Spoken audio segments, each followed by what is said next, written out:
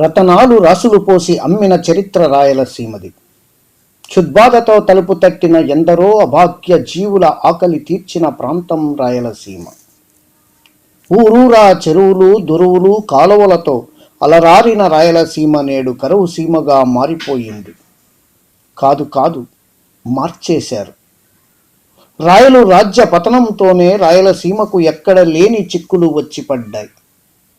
నిజాం నవాబుల నుంచి నేటి కోస్తా వ్యామోహంలోని పాలకుల వరకు సీమ రైతులను నిర్లక్ష్యం చేస్తూనే ఉన్నారు, మోసగిస్తూనే ఉన్నారు. దాతు కరువు, చింతగింజల కరువు, గంజి కరువు, ఇలా ఎన్నో భయంకర కరువులను తట్టుకుని లేచి నిలబడి 10 మందికి అన్నం పెట్టిన సీమ రైతన్న పదే పాలకులు చేసే నయవంచనకు కుదేలైపోయాడు. తాజాగా జల ఫిరంగులతో మరోమారు వేరుశెనగ రైతు బక్కచిక్కిపోయాడు. ఈ నేపథ్యంలో ఇక్కడ రైతుల వెతలను మీ ముందుంచడానికి నేను చేస్తున్న చిన్న ప్రయత్నమే ఈ దృశ్యమాలిక.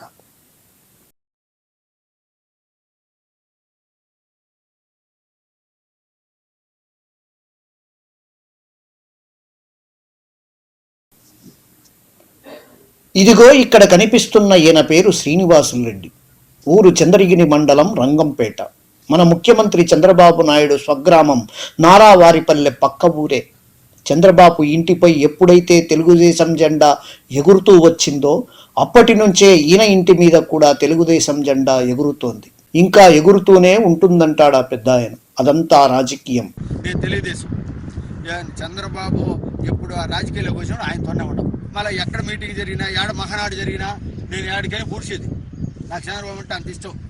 నేను చంద్రబాబు అంటే చంద్రబాబే నాది, అంతే. లాభమన్నా జరిగినాయి, నష్టమన్నా జరిగినాయి. పోయేదానికి ఆయన లోపలికి పంపించటంలే. ఇప్పుడు నేను 10 తూర్లు లేకపోయినాను. 10 తూర్లు లేకపోతే లోపలికి పంపించలే పరిస్థితి. ఆ మాట కానీ 5 తూర్లు చెప్పినా. నేను చంద్రబాబుకి ఇంటికాడ చెప్పినాను, మొన్న సంక్రాంతి పండుగ చెప్పినాను. నేను వచ్చినాను 5 తూర్లు ఊరి ఇంటి వీల్లేదు, లోపలికి పంపించలేదు. చంద్రబాబు నాయుడు వాళ్ళ ఇంటికి మీ ఇంటికి ఎంత దూరం ఉంటుంది? 6 కిలోమీటర్ ఉంటుంది నా కడీల్లో. ఆ చంద్రబాబు ఇల్లు 6 కిలోమీటర్ ఉన్నది. ఈ బస్ స్టాండ్కి అయితే 1 కిలోమీటర్ ఇంటికాడ. నా ఇల్లు కడాని ఉండదు కాబట్టి ఆ చంద్రబాబు ఇంటికాడికి అంతే. నేను కరెంటు గురించి కానీ లైన్ల గురించి కానీ చంద్రబాబుకి అప్లికేషన్ ఇచ్చినాను. దానికి ఉత్తరం జవాబు రాలేదు. ఎవరి అభిమానం వారిది, ఏ పార్టీ అభిమానం వారిది. కానీ ఈ బక్క చిక్కిన పెద్ద ఆయన ఎందుకంత అగచాట్లు పడుతున్నాడు? ఇక ఇటు చూడండి, ఈమె పేరు అమరావతి. ఈమెది కూడా అదే ఊరు. అరే, ఆమె ఎక్కడికి అలా పరుగులు పెడుతున్నారు? చేలో పడుతుందేమో, జాగ్రత్త. ఇంతకీ ఈ పొలంలో ఏం జరిగింది, ఏం జరుగుతోంది తెలుసుకోవాలంటే కొంత పరిచయం అవసరం. మిత్రులారా, రాయలసీమ వాసులారా, అయిన వారికి ఆకుల్లో, కాని వారికి కంచాల్లో అన్న చందంగా వడ్డించేటటువంటి రాష్ట్ర ప్రభుత్వం రాయలసీమను ఏ విధంగా ముంచింది అనడానికి ఇక్కడ ఉన్నటువంటి వాతావరణమే నిలువెత్తు సాక్ష్యం. ఇది ఏ అనంతపురం జిల్లాలోనో, కడప జిల్లాలోనో, కర్నూలు జిల్లాలోనో జరిగేటటువంటి అంశం కాదు. రాయలసీమలో కోస్తాను తలపించేటటువంటి చిత్తూరు జిల్లాలో, అందున చంద్రబాబు నాయుడు ఊరికి 3 కిలోమీటర్లు, కేవలం 3 కిలోమీటర్ల దూరంలో ఉన్నటువంటి పొలం ఇది. ఈ పొలంలోనే దాదాపు 3 మంత్రులు, 10 మంది ఎమ్మెల్యేలు, 10ల సంఖ్యలో అధికారులు హడావుడి చేసేశారు. మొత్తం 2 నెలల క్రితం కరువును తరిమేస్తాం, క్షామ పరిస్థితులు ఎట్టు పరిస్థితుల్లోనూ రానివ్వం, ఇది మా ప్రభుత్వ సత్తా అనేటటువంటి మాటను మాట్లాడుతూ అనేటటువంటి ప్రగల్భాలు పలుకుతూ రైతుల చేతుల్లో పెట్టేటటువంటి రెయిన్ గన్ ఇది. ప్రస్తుతం నీళ్లు ఇవ్వలేక, నీళ్లు ఉన్నా అందక అదే రైతు పొలంలో దిష్టి బొమ్మలాగా కనపడుతూ నిలబడి ఉంది ఇప్పటికీ కూడా. అలాగే ఇక ఈ రెయిన్ గన్లు ఇచ్చిండేటటువంటి పొలం పరిస్థితి ఎలా ఉందో ఒక్కసారి మనం దిగువకు చూస్తే మళ్ళా మాడిపోతున్నటువంటి ఆకులతో కనిపించేటటువంటి వేరుశనగ ఇక్కడ మనకు దర్శనమిస్తుంది. ఇది ఇంచుమించు 11 ఎకరాల భూమి. 11 ఎకరాల భూమికి సంబంధించి కేవలం ఒకే ఒక రెయిన్ గన్ ఇచ్చి, ఈ రెయిన్ గన్తోనే మొత్తం ఈ పొలాన్నంతటినీ కూడా సస్యశ్యామలంగా పండించి పూర్తి స్థాయిలో వేరుశెనగను రైతుల చేతుల్లో పెడతామనేటటువంటి అధికారులు నాయకుల ప్రగల్భాలకు ఎంత దారుణంగా ఉంటాయనేటటువంటి అంశానికి ఈ పొలమే నిలువెత్తు సాక్ష్యంగా మనం చెప్పవచ్చు. ఇదే విధంగా మనం ఇక్కడ చూసినట్లయితే ఎక్కడ ఉన్నటువంటి ఏ ఒక్క చెట్టును లాగి చూసినా ఇక్కడ ఎన్ని వేరుశెనగకాయలు మనకు లభిస్తాయో ఒక్కసారి మనం చూద్దాం. ఇది ఇక్కడ ఉన్నటువంటి ఈ పొలంలో మంత్రులు సస్యశ్యామలంగా అత్యధిక దిగుబడిని ఇస్తామన్నటువంటి పొలంలో ఉన్నటువంటి వేరుశెనగ దిగుబడి ఇది. ఇంతకంటే రాయలసీమ రైతులను మోసం చేసేది మరొకటి ఏమైనా ఉంటుందంటారా? మీరే చెప్పండి. ఇక మిగిలిన అంశాల్లో రైతుల అగసట్లు ఎలా ఉన్నాయో, పొలాన్ని కాపాడుకోవడానికి వారు చేసేటటువంటి ప్రయత్నాలు ఎలా ఉన్నాయో చూద్దాం. రాయలసీమ వ్యవసాయం వర్షాధారంపై ఆధారపడి ఉంటుంది. అందున వేరుశెనగే ప్రధాన పంట. కరువు కాటకాలతో చాలామంది రైతులు వేరుశెనగ సాగు చేయడం వదిలేశారు. అయినా సీమ వ్యాప్తంగా సాధారణ పరిస్థితుల్లో 28 లక్షల ఎకరాల్లో వేరుశెనగ సాగు చేస్తారు. ఈ ఏడాది కూడా 22 లక్షల ఎకరాల్లో సాగయ్యాయి. అనంతపురం జిల్లాలో 15 లక్షలు, కర్నూలు జిల్లాలో 2.93 లక్షలు, చిత్తూరు జిల్లాలో 3.2 లక్షలు, కడప జిల్లాలో 1,00,000 ఎకరాల్లో వేరుశెనగ సాగయ్యింది. మొదట్లో వర్షాలు ఆశాజనకంగా ఉండడంతో రైతులు వేరుశెనగను ఉత్సాహంగా సాగు చేశారు. సాధారణంగా 35 నుంచి 40 రోజులకు పూత దశ ప్రారంభమవుతుంది. పూత పిందె దశలో నీరు అందితేనే పంట పూర్తి స్థాయిలో చేతికొస్తుంది. కానీ సరిగ్గా ఆ సమయంలోనే తీవ్రమైన వర్షాభావం ఏర్పడింది. ఫలితంగా జూన్, జూలై, ఆగస్టు నెలల నాటికి 17 లక్షల ఎకరాల్లో పైరు ఎండిపోయింది. ఒక్క అనంతపురం జిల్లాలోనే భారీగా 13.5 లక్షల ఎకరాల్లో పైరు ఎండిపోయిందంటే ఏ స్థాయిలో నష్టం ఉందో ప్రత్యేకంగా చెప్పాల్సినటువంటి అవసరం లేదు. ఇలాంటి సమయంలో రైన్ గన్నులు, జలఫిరంగులు అంటూ కరువును తరిగి కొడతామని ప్రభుత్వం ప్రగల్భాలు పలికింది. మంత్రులు వాటిని వెంటేసుకుని చేలపై పడ్డారు. సరిగ్గా అప్పుడే మంత్రి పత్తిపాటి పుల్లారావు, బొజ్జల గోపాలకృష్ణారెడ్డిలు ఇక్కడ కూడా శ్రీనివాసరెడ్డి పొలానికి ఓ జలఫిరంగిని ఇచ్చారు. 4 జిల్లాలకు 24 గంటలు కరెంట్ ఇస్తున్నాం. 13,334 రెయిన్ గన్లు ఇవ్వటానికి సిద్ధంగా ఉన్నాం. ఎటుగా రైతులు కూడా చొరవ చూపెట్టాలి. ఆతృతగా పంటను కాపాడుకునే తాపత్రయం కూడా రైతుల్లో ఉండాల్సినటువంటి అవసరం ఉంది. ఎన్ని తడులైనా ఇవ్వడానికి ప్రభుత్వం సిద్ధంగా ఉంది. ఎంత డబ్బు ఖర్చు పెడతానికి కూడా ప్రభుత్వం సిద్ధంగా ఉంది.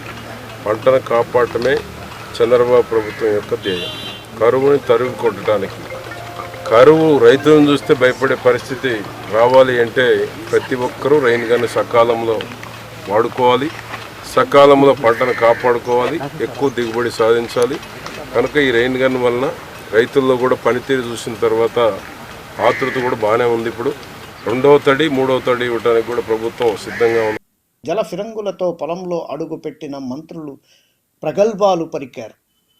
రైన్ గన్నులతో రాయలసీమ నుంచి కరువును తరిమి కొడతామని ప్రగల్భాలు పలికారు. కరువు మమ్మల్ని చూస్తే పారిపోతుందని గొప్పలు చెప్పారు. అయితే అదంతా కేవలం ప్రచార ఆర్భాటాలేనని చెప్పడానికి ఎంతో కాలం పట్టలేదు.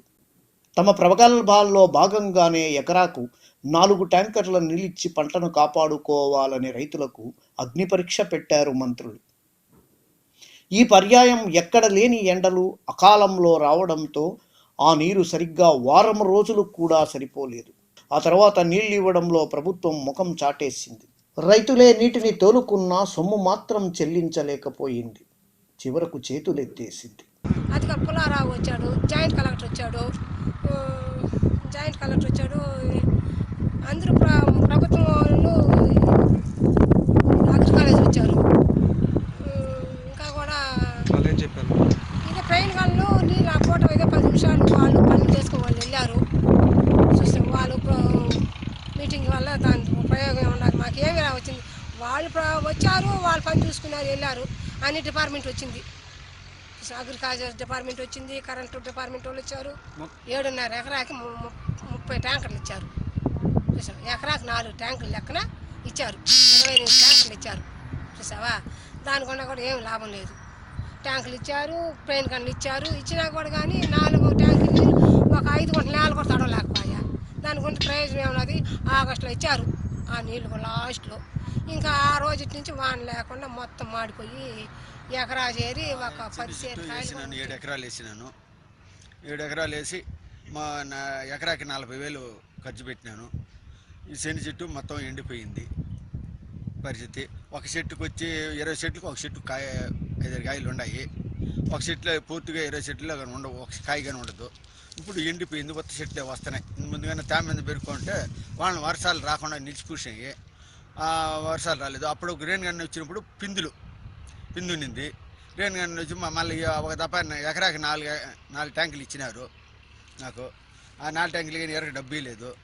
ఆ ట్యాంకులు తోలుకున్న వాళ్ళు మా ఇంటి మీదకి వస్తున్నారు పరిస్థితి. శక్తి లేక నీళ్ళు కానీ మళ్ళీ తోలుకోలేకపోయినా, సొంతంగా తోలుకోలేకపోయినాను. రేణు గంట అట్టే కంటిన్యూగా ఇచ్చుంటే, పెరుకుని దాకా ఇచ్చుంటే, నీళ్ళు తోలిచ్చుంటే గవర్నమెంట్ కన్నా కొంచెం ఉపయోగం వచ్చిండు. ఆ నీళ్ళు కానీ తోలిచ్చుంటే, నీళ్ళు లేను మళ్ళీ పెట్టే నీళ్ళు లేవు. ఒకవేళ సాధారణ పరిస్థితుల్లో రాయలసీమ జిల్లా వ్యాప్తంగా 4 లక్షల టన్నుల వేరుశనగ దిగుబడి వస్తుంది. అయితే ప్రస్తుతం పరిస్థితి దారుణంగా ఉంది. ఎక్కడ పొలాలు అక్కడే ఎండిపోయాయి. రాయలసీమలో కనీసం మొత్తంపై 70,000 టన్నుల దిగుబడైనా వస్తుందా అనే అనుమానం కలుగుతోంది. ఏ జిల్లాలో ఏ చెట్టు పట్టుకున్నా 10 కాయలు కూడా లేని స్థితి కనిపిస్తుంది. ఇక కాయలే లేనటువంటి చెట్లు దాదాపు 80% ఉంటాయంటే ఆశ్చర్యపోవాల్సినటువంటి అవసరం లేదు. ఈ రైతు ఏం చెబుతున్నాడో మీరే వినండి. 5 కాయలు ఉన్నాయి. ఒక చెట్లో పూర్తిగా 20 చెట్లు ఉండవు, ఒక కాయ కానీ ఉండదు. ఇప్పుడు ఎండితే 20 కాయలు 30 కాయలు ఊరు చెట్టుకి ఎకరాకి ఎన్ని మూటలు 20 మూటలు, అది 25 మా ఊరికి. ఇప్పుడు ఎన్ని మూటలు అవుతాయి ఎకరాకు? ఇప్పుడు ఎకరాకి వచ్చి 2 మూటలు 3 మూటలు అవ్వచ్చు. అది ఊరు ఉండేది పెరిగితే తెలుస్తుంది. మొత్తం కై అంతా పెడితే అన్నది ఇక్కడ ఒక రకంగా వచ్చి ఉండొచ్చు. అది లేకపోతే 2 మూటలు వచ్చింది.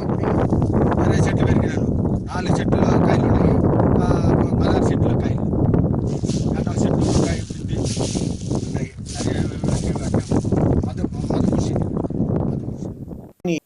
మొదట్లో కురిసిన వర్షాలకు ఎంతో ఆశతో ఎన్నడూ సాగు చేయని భూములను కూడా దున్ని రైతులు వేరుశనగ సాగు చేశారు. అప్పులు చేశారు, వ్యవసాయంపై పెట్టారు. అక్కడికి చాలకపోతే బంగారు నగలు కుదవ పెట్టారు. కానీ పంట తీరాయి ప్రస్తుతం చేయుతేసింది. కానీ ప్రస్తుతం పంట తీవ్రంగా నష్టానికి గురయ్యింది. వాటిని ఎలా విడిపించుకోవాలో అర్థం కాక రైతులు ఆలోచనలో పడ్డారు. ఏదో ఈ తడవ వానలు బాగుండాయి, ముందు సరం అంటే వల వేసినాము. ఈ తడవనే చిన్న చెట్టు వేసుకొని ఏదో చేసుకుంటాం, బతికేరు అనుకుంటే ఈ రకంగా నష్టపోయాం రైతుగా ఉండేవాళ్ళు. దీన్ని బట్టి మాకు ఏమీ లాభం లేదు. ప్రభుత్వం ఏం చేస్తుందో దాన్ని బట్టి 2.5 ఎకరా చెని చెట్టు వేసినాను. 11 మూట చెనిక్కాయలు తెచ్చేసిన. వేసినాక మందులు తీసుకొచ్చి అవి 12,000 మందులు తీసుకొచ్చి వేసినాను. తవ్విన దానికి 12,000 అయింది. అంత పెట్టుబడి వచ్చి 70,000 దాకా అయిపోయింది. దాన్ని బట్టి 70,000 నగలు పెట్టేసి గ్రామీణ బ్యాంకులో ఏదో అప్పు చేసి చిన్న చెట్టు వేసినాను. ఇది పంట ఎట్లా వస్తున్నది, రైతు ఎట్లాగా బాకీ తీర్చుకోవాలా, దీని గురించి మాకు లాభం ఏంటి? రైతు పని పోయినా 200 సంపాదించుకున్నా పొట్ట పోసుకునేదాన్ని. 4 నెలలు కొడుకు చేను కాడు ఉండి ఇట్లా రైతు నష్టపోతా ఉంటే ఎప్పుడు పైకి రావాలా? ఎకరా చేరి ఒక 10 సేర్లు కాయలు కూడా వచ్చాడు కనుకున్నా. పెట్టుబడి ఎంత పెట్టేసినాము, 12,000 రూపాయలకి మందులు తీసుకొచ్చేసినాం. చూసినావా, పొటాషియం మందులు తెచ్చేసినాం. ప్రభుత్వం చేసినారనేసి ఏదో ఎకరాకి ఈ ప్రభుత్వం ఏం సహాయం చేస్తుందో దాని వరకు కూర్చున్నాం. మొత్తం ఎండిపోయింది పరిస్థితి. ఒక చెట్టుకు వచ్చి 20 చెట్లకు ఒక చెట్టు వచ్చింది. ఇప్పుడు ఈ పెరగడానికి కూడా మీరు ఏమైనా కూలికి ఇప్పుడు ఒక మూటకు వచ్చి 350, 400 అడుగుతున్నారు. పెట్టుబడిపోయింది కదా, పెరిగితే ఊడొస్తాయా? ఇంక రాదు, మరి రాదు, ఊడిపోతే అది రాదు పరిస్థితి. దీన్ని అట్లా గుడ్డు మేపించాలి. గుడ్డు మేత కానీ దొరికేది కష్టం. అది మేము సొంత వాళ్ళు కట్టే 1-2 పెరుక్కుందాము. దానికి కూలికి కానీ డబ్బు లేదు పరిస్థితి. ఇంత డబ్బు ఖర్చు పెట్టినాం. 110 రూపాయలు 10 గంటలకి, తెల్లారించి 10 గంటలకి 110 రూపాయలు ఆడాలి కసువు దోయేదానికైనా. దానికే 30,000 ఖర్చు పెట్టాను.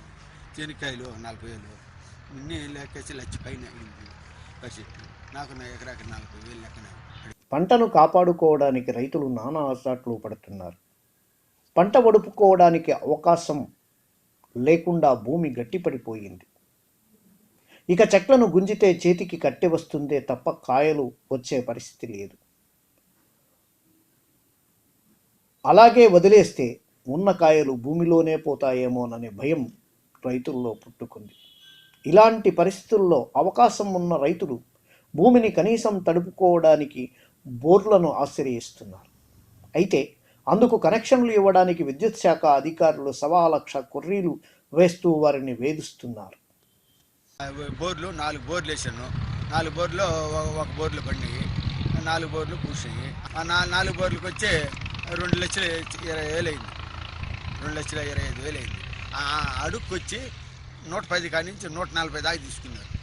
అడిగి కొన్ని బోర్లు పుట్టినాయి. అంతకుముందుకు ఒక బోర్ వేస్తున్నాము. ఇప్పుడేనంటే కరెంటు ఈ కొన్ని నిలిపేస్తున్నారు. 93లో తెచ్చున్న కరెంటు. ఆ 93లో ఆ సర్వీస్ ఉన్న ఇంటి ఛార్జీలు వస్తూ ఉన్నది సార్. నెలకి మేము రాకుండా పోయింటే మేము ఎత్తుక్కుంటాము. నెల వస్తున్నదని మేము ఇంకా కరెంటు మళ్ళీ కాడిపోతుంది అనుకున్నాము. ఇప్పుడు పోతే ఏ ఊరు చెప్పుకోపోయి మేము వేయలేము.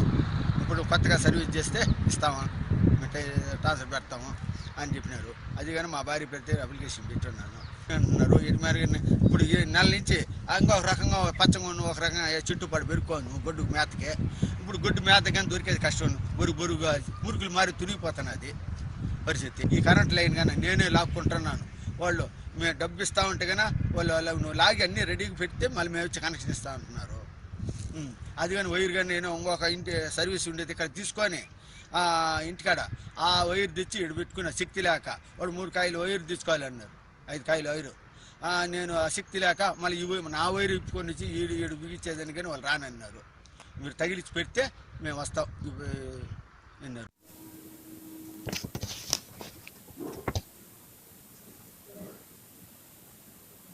ఇక కడప జిల్లాలో నేరుగా రాష్ట్ర ముఖ్యమంత్రి చంద్రబాబు నాయుడు జలఫిరంగితో అడుగుపెట్టిన భూమి పరిస్థితి ఎలా ఉందో మీరే చూడండి. ఇదే మన ముఖ్యమంత్రి చంద్రబాబు నాయుడు జలఫిరంగిని పంపిణీ చేసిన వేరుశెనగ చేను పరిస్థితి చూశారుగా. రాయచోటి మండలం మాధవరం గ్రామం కంచెరపల్లెలో రెయిన్ గన్నులు పంపిణీ చేశారు. కానీ పూర్తి స్థాయిలో నీరు అందకపోవడం వల్ల అక్కడ చేనులు పూర్తిగా ఎండిపోయాయి. ఎకరాకు కనీసం 35 బస్తాల దిగుబడినియాల్సినటువంటి చేను కనీసం ఎకరాకు 2 మూటలు కూడా ఇచ్చేటటువంటి స్థితిలో లేదు. అధికారులు మాత్రం జలఫిరంగులు ఇచ్చిన చోట పంట పూర్తి స్థాయిలో రక్షించబడినట్లు ప్రకటనల మీద ప్రకటనలు చేస్తున్నారు. ఇదే రైతుల పంట నష్ట పరిహారానికి అడ్డంకిగా నిలిచేటటువంటి అవకాశం కనిపిస్తూ ఉంది. పంట నాశనమైందనే మాట చెప్పడానికి అధికార నాయకులకు అధికారులకు వారు పలికిన ప్రగల్భాలే అడ్డు వస్తున్నాయి. ఇదే రైతుల ఇన్పుట్ సబ్సిడీ పంట నష్ట పరిహారానికి అసనిపాతంలా తయారైంది. రైతులు మాత్రం ఇటు జలఫిరంగులకు కాకుండా అటు పంట నష్ట పరిహారానికి కాకుండా పోయారు. చివరకు పూర్తి స్థాయిలో నష్టపోయి పెళ్ళాల పుస్తలు కూడా విడిపించుకోలేనటువంటి స్థితిలో ఉన్నారంటే ఆశ్చర్యపోవాల్సినటువంటి అవసరం.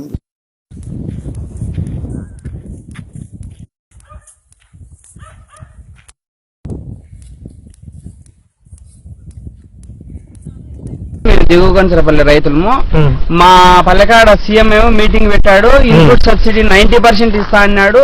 మాకు బాగా సహకరిస్తా అన్నాడు. జలఫిరంగులు అన్నాడు. మీటింగ్ పెట్టిన పక్షాలని జలఫిరంగులతో పారగనండి. ఈ జలఫిరంగులతో పోయిన పంటనండి. మన కలెక్టర్ గారేమో ఫోటోలు చూపిస్తున్నారంట ప్రజాప్రతినిధులకు. 90% దిగుబడి వచ్చింది మాధవర గ్రామంలో అని చెప్తానంట. ఈ సబ్సిడీ ఇవ్వకుండా ఉండడానికి కోసం అని ఈ విధంగా ఆడాడ మీటింగ్లు పెట్టాము. ఇన్పుట్ సబ్సిడీ ఇన్సూరెన్స్ అది వేరే ఎక్కడన్నా నిధులు మళ్ళీ సానేమో మాకైతే తెలియదు రైతులకు. అందుకోసం ఈ మీటింగ్లు పెట్టి దుర్వినియోగం చేస్తున్నాడు.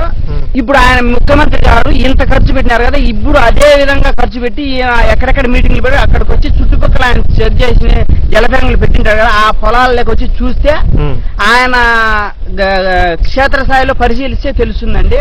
ఈ అధికారులు ఏం చేస్తారంటే పైనుంచి ఎక్కువ ప్రెజర్ ఉండడం వల్ల జలఫిరంగులు పెట్టిన పొలాల్లో కాకుండా స్ప్రింక్లర్లో పెట్టిన పొలాల్లో ఫోటోలు తీసుకుపోవడము, ఈ ఎత్తుకొని పెద్ద అధికారులు కనిపెట్టి వాళ్ళు ఏదో మభ్యపెట్టేసి ప్రజలను నట్టేట ముంచేస్తున్నారు ఈ అధికారులు, ఈ ముఖ్యమంత్రి గారు, ఈ గవర్నమెంట్ మొత్తం అంతా. మొత్తం అంతా ప్రజలను దోచుకోవడానికే తప్పిస్తే ఈ విధంగా ఏ విధంగా లేదండి. ఇది చాలా అన్యాయం, చాలా దురదృష్టకరము. 97లో ఇదే సీఎం గారు మాధవర గ్రామానికి వచ్చినాడు. ఆయన వచ్చిపోతానంటే 7 సంవత్సరాలు కరువు. ఇప్పుడు అదే మాధవర గ్రామానికి వచ్చినాడు, మళ్ళా 7 సంవత్సరాలు కరువు వస్తుందా ఏమి అని ప్రజలు అనుమానం వ్యక్తం చేస్తున్నారండి. చెప్పండి, మీకు మీ గ్రామంలోనే ఇలా ఉందా, చుట్టుపక్కల అంతా అట్లా ఉందా కరువు పరిస్థితి? మామూలుగా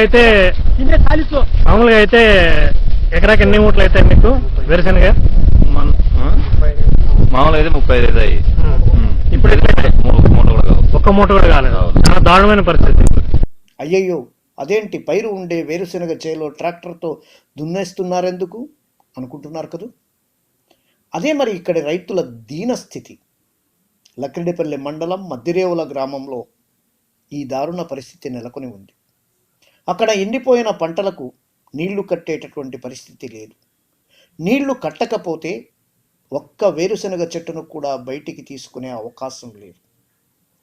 దీనికి కూలీలను పెట్టి నష్టపోవడం కంటే వేరుశెనగ చేనునే పూర్తిగా దున్నివేయడం ఉత్తమమనేటటువంటి ఆలోచనతో ఓ రైతు ట్రాక్టర్ పెట్టి తన చేనును తానే దున్నేసుకుంటున్నాడు. కనీసం వేరుశెనగ చెట్ల రూపంలో పశువుల మేతైనా లభిస్తుందనేటటువంటిది అతని చివరి ఆశ. ఇది ఇక్కడ ఉన్నటువంటి వేరుశెనగ రైతుల పరిస్థితి. ఏ ఊరు నమ్మిది? మాది లక్కిడిపల్లి మండలం, కడప డిస్టిక్, మద్దిరేవుల గ్రామం. ఏమి శనగ దున్నేస్తున్నారు? వేరుశనగ అదే వర్షం లేక ఇంకా పంట చేతికి వస్తుందో రాదోనని దున్నేస్తున్నాం. అంటే ఇంకా పంట సమయం ముగిసిపోయినందున దున్నేస్తున్నారు. మరి చెత్త అయినా చేతికి వస్తుందే? అదే చెత్తన్న వస్తుందేమోనని దున్నిచ్చి. నీటి సౌకర్యం లేదా?